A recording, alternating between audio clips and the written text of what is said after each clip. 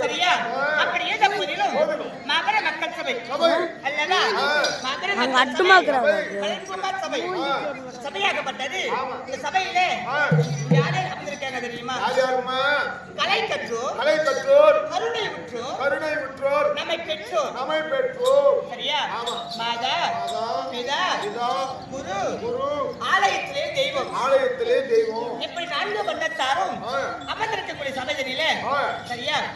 அற்புத கீர்த்தி வேண்டி, ஆனந்த வாழ்க்கை வேண்டி, நட்புறவு புதிகள் வேண்டி, நலமெல்லாம் பெருக வேண்டி, கற்பக மூர்த்தி தெய்வ காந்தியம் பெருக சென்று பொற்பாத பறிந்து பாடி கோயில்லாம் கண்டது உண்மை. சரியா?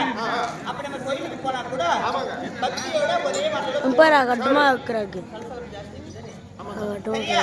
அப்படி இருந்தாலும் வந்துடுங்க பலவகை பேசி அம்மா நாடு யாரு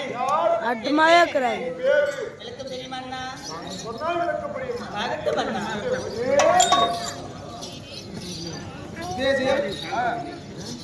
இதே உள்ளூர்மா நகரத்திலே வாசமா வாழக்கூடிய ஆசைக்கு அன்பு கொண்டிருந்த அன்பு அறிவாளர் சரியல் மாஸ்டர் நம்மை போலவே நாடகத்தை கற்று பல ஊரிலே சென்று